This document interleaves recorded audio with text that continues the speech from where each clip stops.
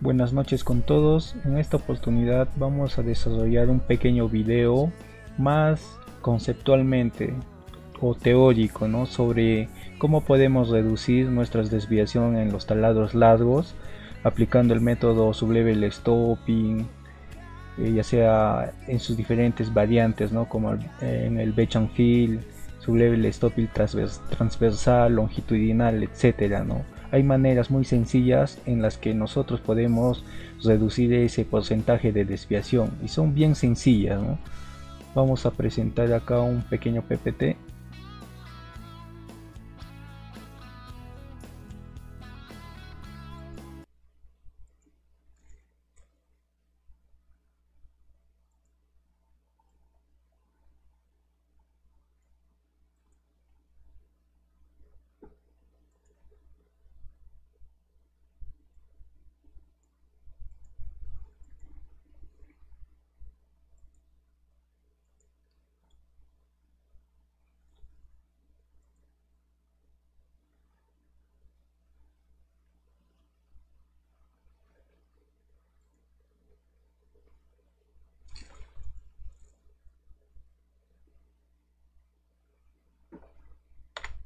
Bueno, empecemos.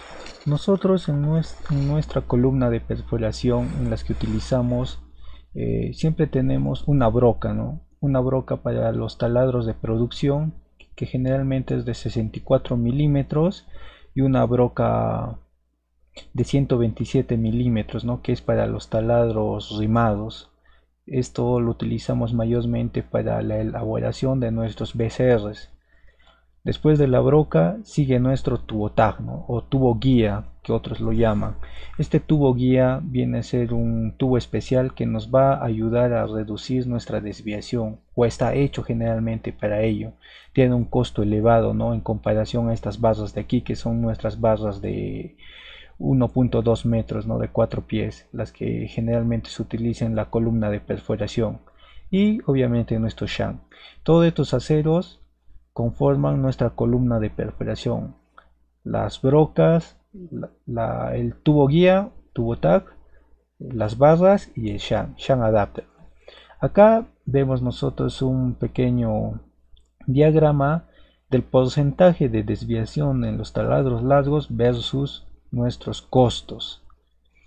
Nosotros utilizamos una broca de faldón normal con botones esféricos. Nosotros vamos a obtener una mayor desviación en porcentaje, ¿no? Como vemos acá, alrededor de 7-8%. Y obviamente a la tan envergadura de desviación, nuestros costos van a ser menores, ¿no? Mientras nosotros queramos disminuir nuestro porcentaje de desviación de taladros cada vez menos, nuestros costos van a aumentar. Por ejemplo, al utilizar una broca, pero esta vez no un faldón normal, sino un faldón retráctil con igual botones esféricos, o este también puede ser balísticos, ¿no? Nuestros costos van a aumentar en comparación a estos. A mayor costo, nuestra desviación va a disminuir. O mejor dicho, que a menos desviación de taladros en nuestra perforación vamos a tener mayores costos, ¿no?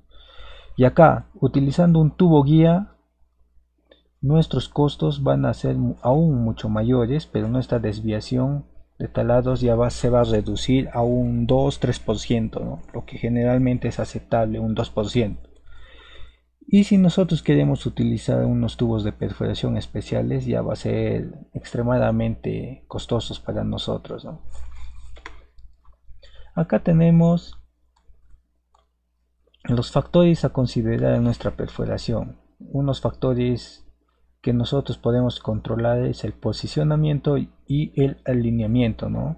de nuestra barra de perforación del equipo Simba. El emboquillado es otro problema, ¿no? Que nosotros también lo podemos controlar mediante capacitaciones al operador del equipo Simba, ¿no? Y otro factor muy importante que otros no lo toman en cuenta viene a ser las presiones a la cual trabaja nuestro equipo Simba. Nuestra presión de percusión, rotación y de avance. Generalmente todos o la mayor parte de los operadores de los equipos Simbas Al iniciar sus perforaciones siempre perforan con presiones altas, ya que el tiempo siempre les va a ganar, ¿no? Perforan apresuradamente, ¿no? Y siempre perforan a 30 bares en presión de rotación, de percusión 170, presión de avance le dan 42, 45 bares, ¿no? Lo cual es inadecuado. Lo correcto sería las primeras 2, 3 hasta 4 barras se debe de perforar en presiones bajas. ¿Para qué? Para poder asegurar la calidad de nuestra perforación. Con, con presiones bajas nosotros no vamos a tener un gran avance o una velocidad de perforación adecuada, pero acá vamos a asegurar que la desviación de nuestros taladros sean mínimas. Una vez perforado 3 a 4 barras ya le podemos mandar presiones altas, ¿no? Para correr más, para avanzar más. Eso sería lo adecuado. Acá tenemos un pequeño gráfico sobre nuestra velocidad de perforación, en este caso la velocidad de penetración versus las presiones de empuje, ¿no? Nosotros, si, si perforamos a una velocidad de penetración lenta o menor a lo estándar, a lo adecuado, vamos a tener un mayor consumo de barrenos, vamos a calentar nuestros aceros de perforación, y acá es donde generalmente existen los quiebres, ¿no? En los manguitos. Y si nosotros perforamos a una velocidad superior a la óptima o a la adecuada, vamos a tener vamos a tener presiones de avance mucho mayores, entonces vamos a tener mayores desgastes en nuestras brocas, vamos a generar mayores vibraciones y por lo tanto nos va a generar desviación en los talados. Como aquí, a mayor presión de avance, mayor presión de rotación de percusión que utilicemos, nuestra desviación va a ser mucho mayor. ¿Y cómo nosotros calculamos esta velocidad de penetración óptima adecuada en la cual nosotros debemos de perforar? Mediante este modelo matemático, que es 31 veces por esta viene a ser nuestra potencia de nuestro equipo Simba. Generalmente un equipo de Simba es de 18 kilowatts, ¿no? 18 kilowatts entre el diámetro, tiene que estar en milímetros. 31 por 18 kilowatts entre 64 milímetros a la 1.4 nos va a dar 1.65 metros por minuto. Esta debe ser nuestra velocidad de penetración óptima aquí. Si nosotros tenemos o calculamos una velocidad mucho menor que esta en nuestros equipos, nuestras consecuencias son estas, ¿no?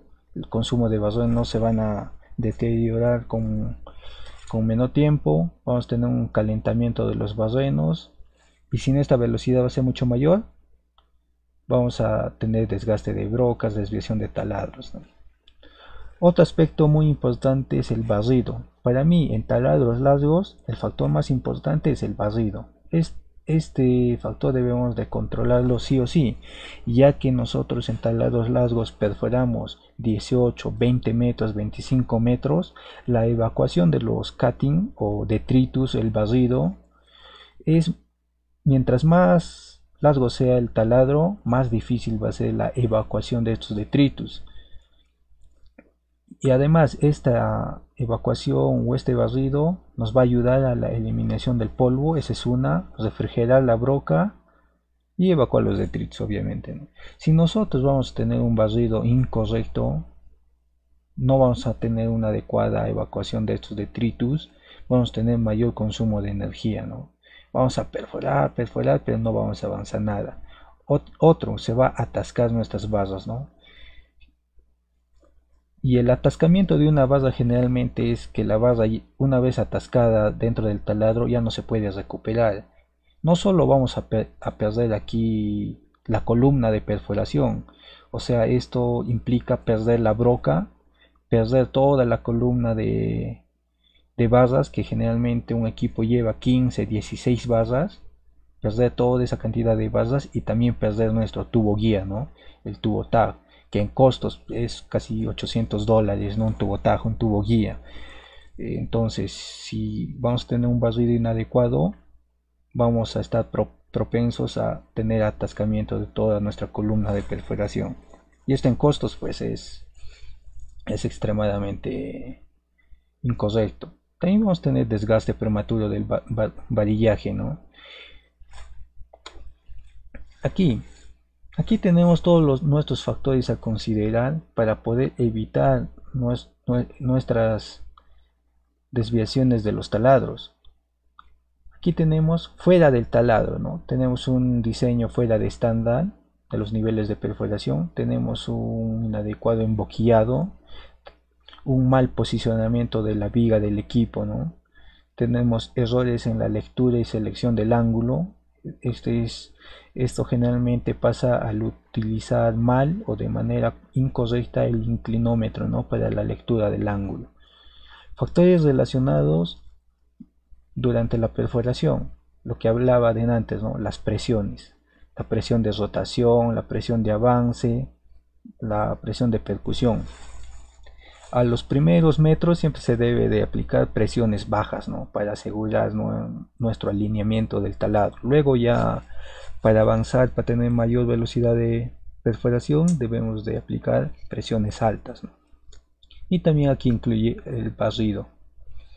Ahora, factores dentro del taladro ya viene a ser ya temas en los cuales nosotros no podemos controlar, como es el tipo de roca, presencia de geodas. Aquí también se producen los atascamientos de nuestra columna de perforación, las fallas, grietas, etcétera, ¿no?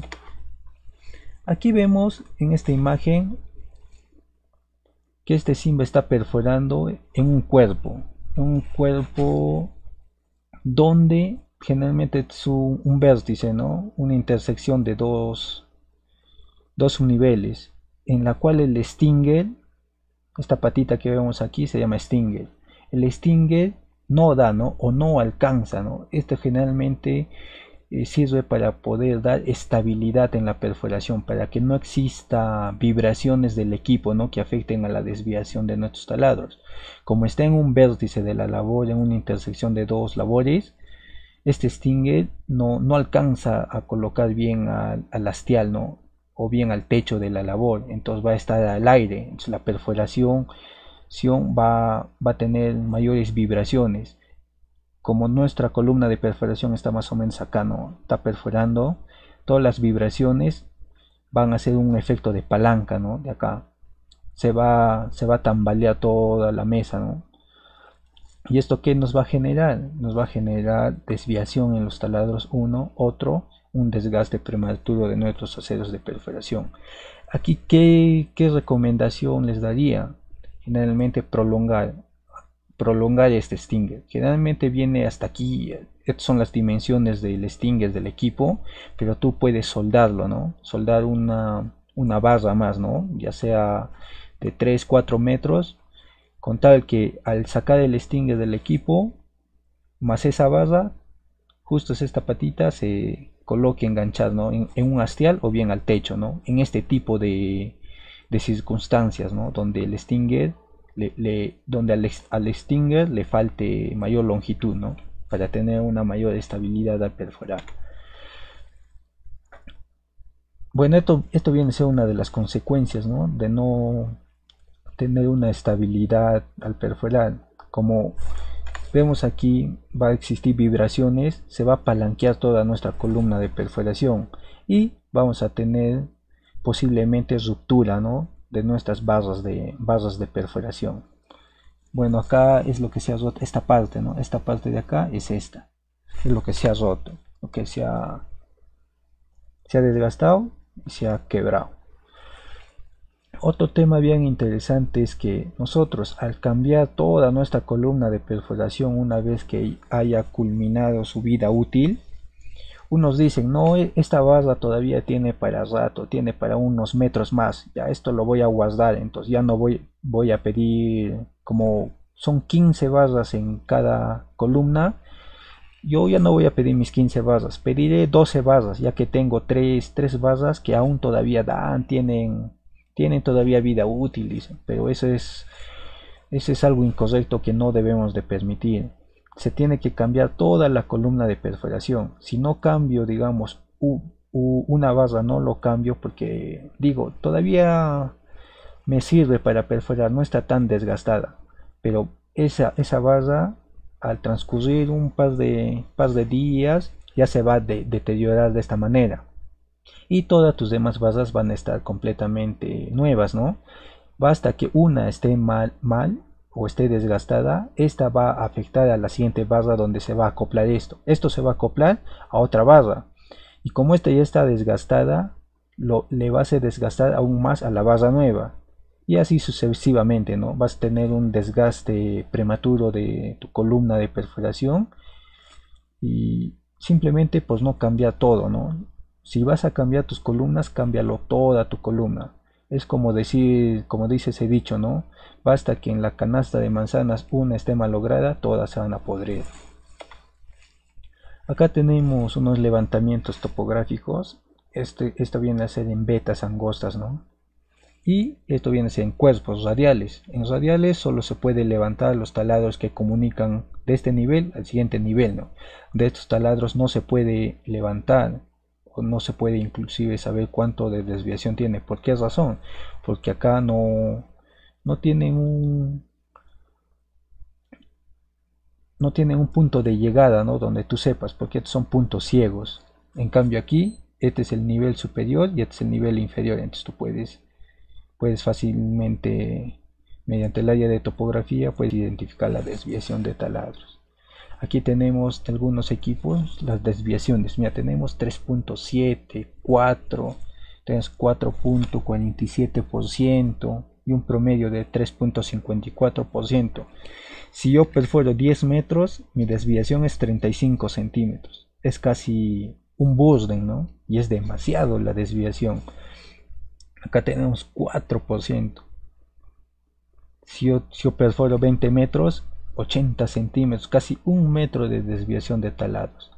Es allí donde nosotros debemos de tomar conciencia y trabajar en reducir este porcentaje de desviación. ¿Y de qué manera nosotros podemos reducir esta desviación? Uno de los métodos para poder reducir la desviación de los taladros es aplicando el método de perforación casing, ¿no? Método de tipo casing, otros lo llaman método utilizando tubos, ¿no? Como les había mencionado más antes, el factor más importante para poder reducir nuestra desviación es el barrido, es la evacuación de nuestros detritus. Si no tienes un buen barrido de tus detritus, tu desviación va a ser mucho mayor. ¿Por qué razón? Imagínate, estás perforando 20 metros. De 20 metros de profundidad, evacuar esos detritus es difícil. Y por eso algunos aplican este método casing. ¿En qué consiste? Primeramente consiste en perforar unos 40 centímetros, pero no con tu broca de 64 milímetros, sino con una broca de mayor diámetro. Puede ser la de 127, ¿no? La que utilices para tus rimados en los para aperturar tu cara libre, ¿no? En tus BCRs. Esa broca puedes utilizar. Una broca de mayor diámetro, unos 40. Una vez que hayas perforado 40 centímetros con un diámetro mayor, sacas la perforadora y ahí metes un tubo. Acá vemos, este es un tubo. Es un tubo PVC. Lo impregnas el tubo, ¿no? Hasta donde has perforado. Generalmente este tubo debe ser de 60 centímetros, ¿no? Una vez que llegas a colocar tu tubo, nuevamente metes tu equipo, tu columna, pero ya no vas a perforar con estas 127 milímetros o acá como dice 89 milímetros. No, sino vas a perforar con tu broca normal de producción, que es la de 64 milímetros, ¿no? Y pues como ves de acá continúa ya tu broca normal, tu broca de producción, ¿no? En esto consiste y esto en qué mejora en tu barrido, ya que tu barrido vas a tener mayor espacio de evacuación aquí para tu barrido. Y como este viene a ser un tubo liso, inclusive vas a evacuar de mayor velocidad todos estos detritus, ¿no? Otro de los aspectos más importantes para utilizar este método tipo casing es que todos tus detritus que están saliendo afuera ya no van a regresar dentro del taladro, ya no van a regresar. Como el tubo está de la superficie un poco más arriba, todo el detritus va a caer allá abajo. Y todo este detritus ya no va a poder entrar de nuevo, porque ahí está el tubo, ¿no? Por eso se utiliza este tipo de perforación tipo casing. Como vemos aquí está el tubo, ¿no? Para colocar. Y aquí está el tubo ya colocado, el tubo de mayor diámetro, y ahí está la broca de 64 milímetros, ¿no? Como vemos aquí una comparación con el tubo y sin el tubo. Sin el tubo, todo el detritus que has sacado de tu perforación nuevamente se va a ingresar adentro de tu taladro, ¿no? Y esto también te va a generar atascamiento de tus barras. Vas a tener que limpiar, sopletear tus taladros para colocar el explosivo, ¿no? Pero si utilizas el tipo casing, ya tu taladro va a estar limpio y va a ser de mayor facilidad para cargar con explosivo, ¿no? Otro tema que debemos tomar en cuenta es la calidad de grasa que estamos utilizando al acoplar nuestras barras, ¿no? Esto también juega un tema bien importante en cuanto a la desviación de taladros. Acá tenemos la grasa, el cal bronce, ¿no? Generalmente esto se utiliza, o casi la mayoría de los equipos utilizan el cal bronce para poder lubricar entre barra y barra, ¿no? Pero ¿será el adecuado este tipo de grasa? Como vemos aquí, acá tenemos ya también otro tipo de grasa, que es la grasa magnolia. Yo en mi poca experiencia, esta grasa, el cal bronce, cuando tienes roca dura, generalmente tu perforación es lenta, ¿no? Y sobreesfuerzas todo tu acero de perforación y generas calor entre ellos, ¿no? Entre las uniones, ¿no? Generas calor y al generar calor aumentas la temperatura de tus aceros, ¿no? Y este cal bronce no es resistente a altas temperaturas. Cuando se calientan tus aceros, esto al toque se derrite, se hace agua y quedando una fricción entre acero y acero, ¿no? No vas a tener esa viscosidad, ¿no? De que te va a generar esta grasa, porque esta grasa se va a diluir con el calor y la presión, ¿no? Por eso es recomendable utilizar esta grasa magnolia, es de color rojo. El cal bronce es gris, ¿no? Oscuro. El magnolia es rojizo. En costos es casi igual, pero esta grasa magnolia, a diferencia del cal bronce, esta tiene excelentes propiedades anti-atascamiento, ¿no? Y es resistente a altas y bajas temperaturas, ¿no? Y también tiene resistencia al lavado por agua. Si tu taladro tiene agua o hay presencia de agua en tu labor, esta grasa también es adecuada porque va a durar más, no se va a lavar como el cal bronce. Y también tiene protección contra la corrosión. Por eso es recomendable utilizar esta grasa. Aquí tenemos los costos comparativos de la grasa magnolia y la grasa cal bronce. Aparentemente acá la grasa magnolia es mayor costoso, ¿no? 8.13 dólares por kilo, pero el cal bronce es 3.4 dólares por libra. Si nosotros lo transformamos a una misma unidad en dólares por libra ambos, vemos que la grasa magnolia es 3.69 dólares por libra y 3.4 el cal bronce. Es casi igual, ¿no? Tienen una diferencia de casi 30 centavos de dólar, que es casi nulo, ¿no? Pero yo prefiero utilizar la grasa magnolia, ¿no? Ya hemos visto las maneras para poder controlar nuestra desviación de taladros. Una de ellas era aplicando el método casing. Esta, ¿no? El método casing. Otra era utilizando una grasa adecuada, ¿no? Para nuestros aceros de perforación. Y 3 es utilizando unos botones en nuestras brocas adecuados. Nosotros tenemos botones esféricos y tenemos los botones balísticos. Estos esféricos son buenos para rocas duras, ¿no? Pero este inserto balístico nos va a tener o nos va a traer mejoras en nuestra velocidad de penetración. ¿Por qué? Porque son más agresivos, ¿no? Al engancharse, como son medio puntiagudos, penetran con mayor agresividad a nuestra roca, ¿no? Y también tienen una tasa de penetración más de 10% en comparación de estos esféricos, ¿no? Estos van a ser más veloces, ¿no? Por su misma forma, ¿no? Forma puntiaguda. Pero también nos pueden acarrear mayores costos en roca dura. Estos en roca dura se desgastan mucho más, ¿no? Y estos en roca dura son óptimos, ¿no?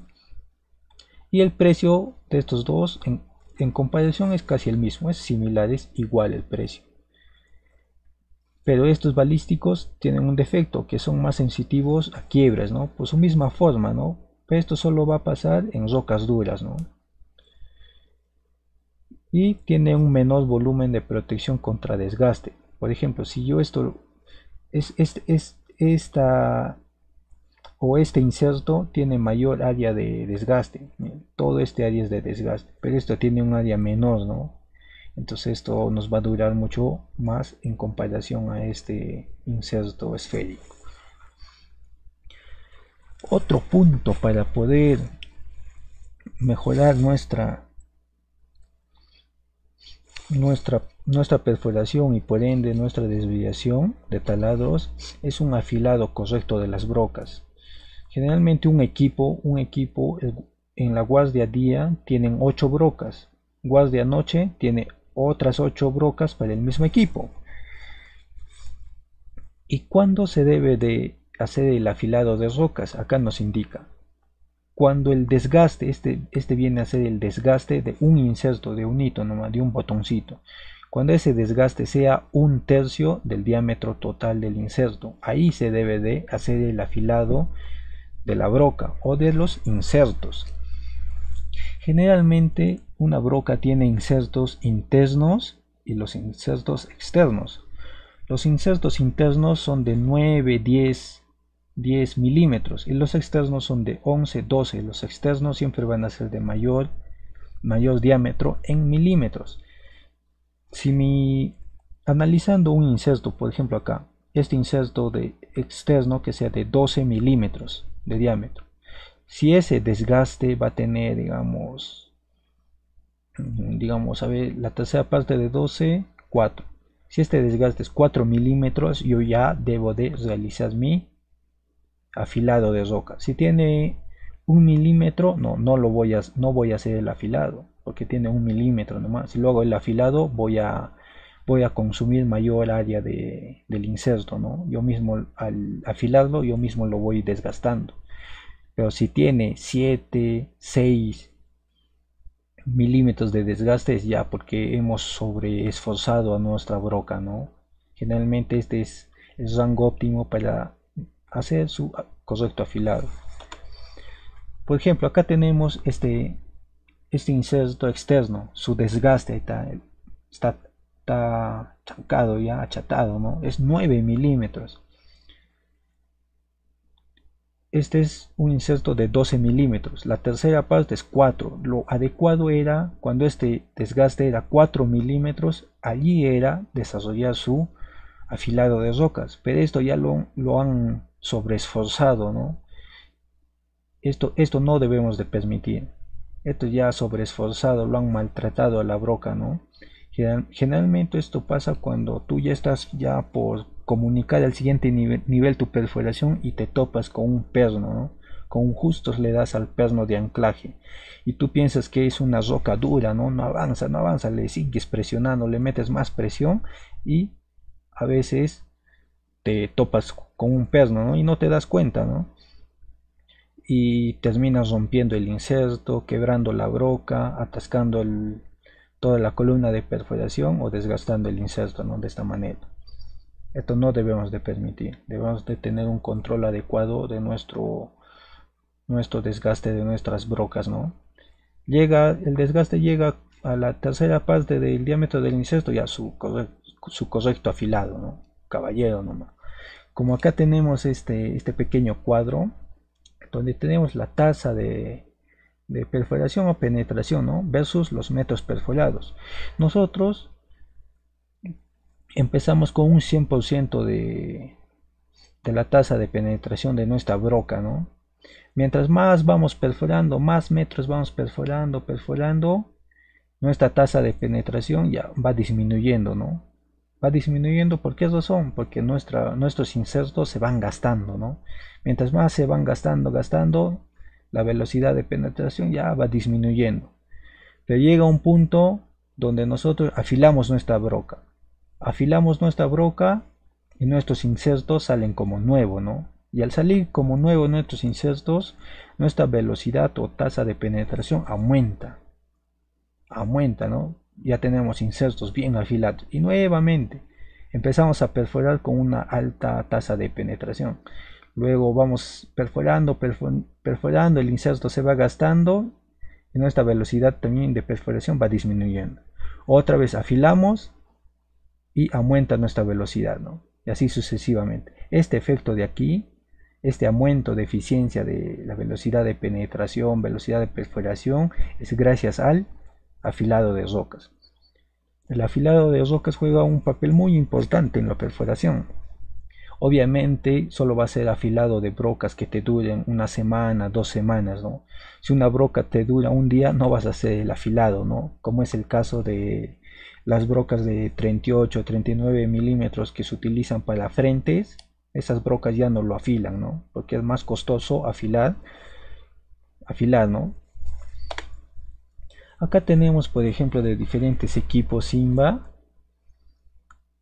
su diámetro. Son brocas de 64 milímetros. A 5000 metros perforados, ¿cómo están sus diámetros? Acá se ha desgastado 0.6 milímetros y tiene un promedio de diámetro de 63.1 milímetros. Casi 0.9 milímetros de desgaste, ¿no?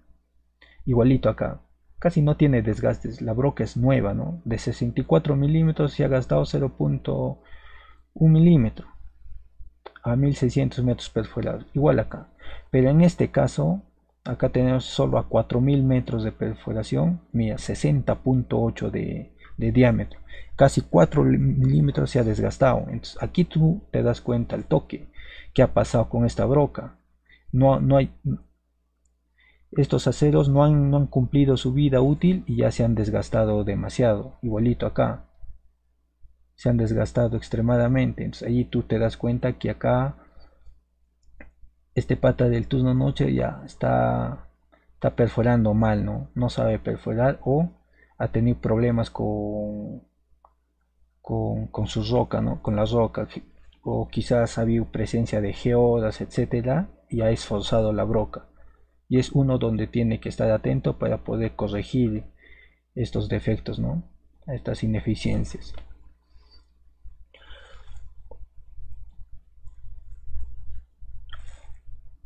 Acá vemos la diferencia entre un faldón regular, que es esta, y un faldón retráctil, ¿no? En taladros largos, como les había dicho, un punto importante para reducir tu desviación de taladros es la evacuación de detritus.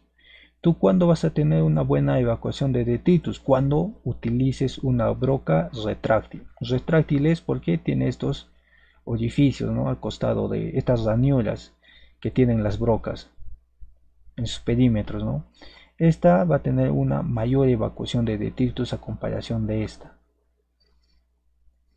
Aquí vemos, ¿no? Son brocas retráctiles de 64 milímetros. Es recomendable utilizar estas brocas retráctiles, ¿no? Con insertos de 12 milímetros y adentro 9, ¿no? Con un inserto en el medio. Estas brocas son bien eficientes a la hora de tener un buen barrido.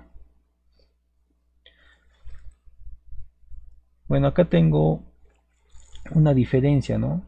Una diferencia entre una perforación normal y una perforación en donde se ha tomado en cuenta el afilado de brocas, el tipo de broca, ¿no? De tipo retráctil, al utilizar una grasa adecuada para nuestros aceros, ¿no? Que era la grasa magnolia. Como vemos acá, nuestros aceros de perforación son Sandvik que están compuestos por 15 barras T38, un tubo guía, tubo TAG, para reducir también la desviación. Tenés el shank adapter, la broca de 64 y el rimado, ¿no? Igual manera aquí. Acá nosotros tenemos los precios para aquellos que están interesados. Acá tenemos los precios reales de estos aceros. Tenemos sus metros acumulados, su vida útil. Aquellos también que quieran conocer la vida útil de las barras, del tubo TAG, del shank adapter, de las brocas, aquí están. Y por último tenemos lo que nos interesa, ¿no? Nuestro costo por metro perforado. De nuestras barras tenemos 1.44, del tubo guía 0.41. En consideración tenemos un total de $2.51 por metro perforado.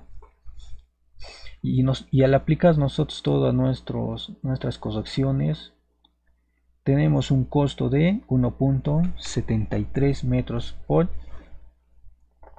$73 por metro, ¿no? Hay una diferencia abismal entre una perforación normal y una perforación, considerando todos estos efectos negativos, ¿no? Que te va a generar un mal barrido, una grasa inadecuada, ¿no? Tenemos prácticamente un dólar, ¿no? De diferencia, y esta diferencia es abismal si nosotros lo cuantificamos por mes. Si digamos yo tengo un ahorro, digamos, de $1, ya $1 por cada metro. Un equipo de perforación generalmente ya que perfore 150 metros por guardia, 150 metros guarda día, 150 metros en la noche, son 300 metros perforados, 300 metros perforados por día. Y en esos 300 metros yo voy a tener un ahorro de $300 por día. Y yo, si tengo 6 equipos, voy a tener $1.800, $1.800 de ahorro en aceros de perforación por día. Imagínense al mes cuánto de ahorro voy a tener. Es bastante, ¿no? Entonces nosotros debemos de aplicar todas estas pequeñas correcciones, utilizar una broca retráctil, el afilado de rocas para mejorar nuestra tasa de penetración, una correcta o un correcto uso de estos insertos, ¿no? Roca extremadamente dura, insertos esféricos, para las demás balísticos, ¿no? La calidad de grasa también. Estos pequeños tips nos van a ayudar de mucho, ¿no? Y aquí les traigo por último un pequeño diseño de malla según Langersford, la cual yo he utilizado, que es el cálculo del B máximo, ¿no? El Bosden máximo, que es el diámetro entre 33 por la raíz de la densidad de carga por la potencia relativa en peso del explosivo. Si es ANFO, pones 1. Si es emulsión, ya será 1.1, 1.3, etcétera, ¿no? Es el factor de roca que se calcula acá, 0.3 más 0.75 en roca mediana y 4 más 0.75 en roca dura, ¿no? Puedes utilizar cualquiera de los dos. Es el factor de fijación entre la relación espaciamiento Bosden, ¿no? Una vez calculado tu B máximo, ahí aplicas tu corrección. A tu B máximo que has calculado le restas 2 veces el diámetro del taladro o de la broca. ¿Por qué los restas? Porque esta viene a ser nuestro error en el emboquillado, ¿no? Error en el emboquillado, y le resta 0.02 veces la longitud del taladro. ¿Por qué restamos esta parte? Porque esta parte nos representa la desviación de taladro. Si tu desviación es 1%, le restarás 0.01 de la longitud. Si tu desviación es 5%, restarás menos 0.05 tu longitud, ¿no? De esta manera se calcula el Bosden según Langersford, ¿no? Bueno, eso sería todo. Espero que les guste estos pequeños tips. que ustedes pueden aplicar donde estén, ¿no? Si están haciendo sus prácticas, que mejor ahí para dar todas estas iniciativas donde tú puedes generar valor, ¿no? Como en este caso, aplicando estos pequeños tips, esta diferencia, ¿no? Basta que tengas, digamos, 50 centavos de dólar de ahorro por metro, pero al mes se va a sumar, ¿no? Ese ahorro va a ser considerable. Lo tienes que cuantificar y ahí está tu aporte, ¿no? Bueno, hasta la próxima, nos vemos.